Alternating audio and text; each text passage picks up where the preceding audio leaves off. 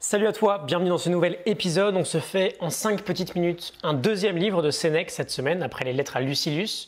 On va voir ensemble 5 idées vulgarisées et simplifiées du livre sur la brièveté de la vie.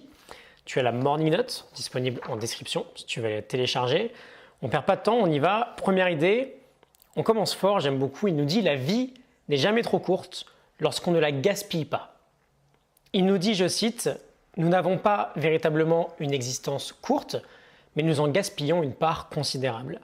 La vie nous a été donnée assez longue et avec une libéralité propre à l'achèvement des plus grandes choses, pour peu qu'elle soit bien gérée de bout en bout. En revanche, dès lors qu'elle s'éparpille à travers luxe et inadvertance, dès lors qu'elle n'est dépensée pour aucune œuvre de qualité, nous sentons qu'elle a passé. » Je ferme les guillemets.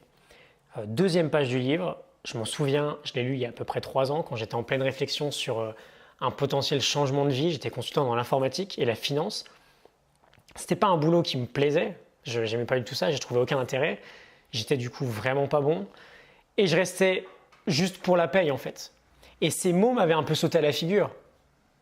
Parce qu'on pense que la vie est toujours trop courte, mais pas du tout. Elle est courte quand on la gaspille. Et je sais que j'étais très clairement en train de la gaspiller. Quand on fait quelque chose qui a beaucoup plus de sens pour nous, elle est beaucoup moins courte. On la sent beaucoup moins passer. Idée numéro 2, la valeur du temps. Tu vas peut-être rire, j'ouvre les guillemets à nouveau.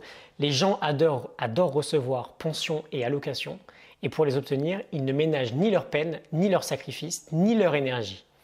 Personne n'apprécie le temps à sa véritable valeur, chacun en use avec lui sans retenue, comme s'il était presque gratuit. Je ferme les guillemets. Apprends à reconnaître que rien n'a plus de valeur que le temps. Rien n'a plus de valeur que le temps.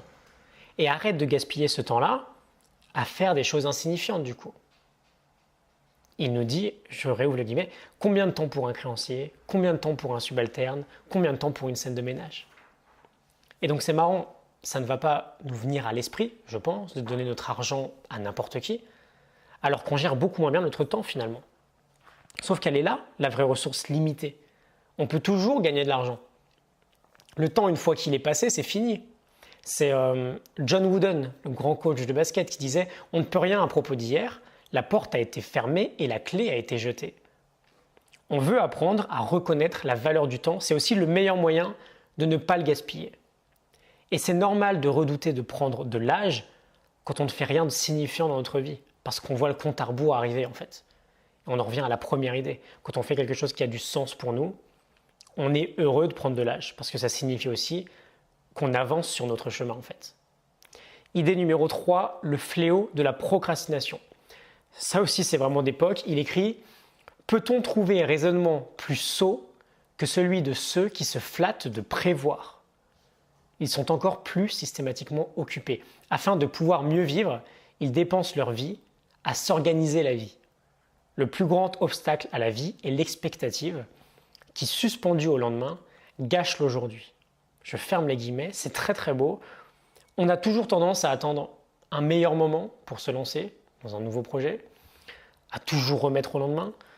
Ce meilleur moment, entre guillemets, quoi qu'il arrive, c'est toujours maintenant.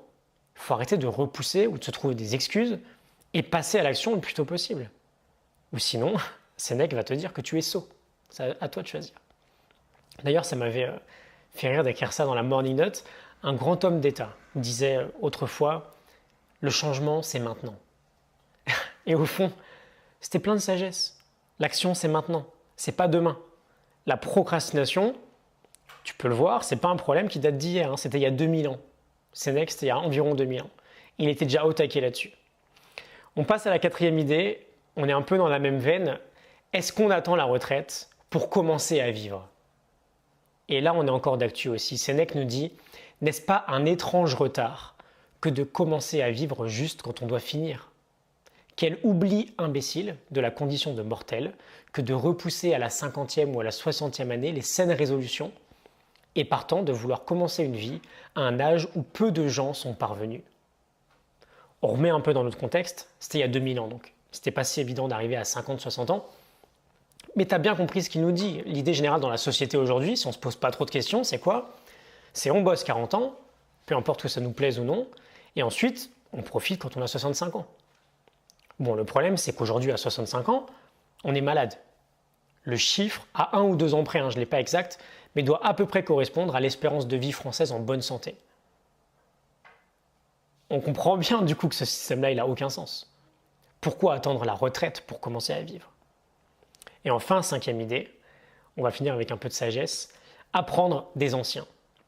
Une dernière citation, si nous ne sommes pas d'une insigne ingratitude, nous aurons conscience que les fondateurs, universellement célèbres, de sublimes écoles de pensée sont nés pour nous. C'est pour nous qu'ils ont balisé la vie par avance. Nous pouvons débattre avec Socrate, nous pouvons douter avec Carnéade, trouver la paix avec Épicure. Puisque la nature supporte de partager avec nous l'accès à toutes les époques, pourquoi ne pas nous élancer de tout notre corps dans ces immensités qui sont éternelles, de concert avec les meilleurs esprits? Je ferme les guillemets, la citation est assez longue, mais elle est très jolie, elle me plaît beaucoup. Des tas de philosophes ont passé toute leur existence à essayer de savoir comment vivre de la meilleure des façons. Pourquoi se priver de cette sagesse-là? Sachant qu'aujourd'hui, non seulement elle est encore d'actualité, on le voit bien là, avec le stoïcisme, mais surtout elle est très facilement disponible avec Internet. Ok, on a beaucoup de réponses à nos potentielles questions dans ces livres-là.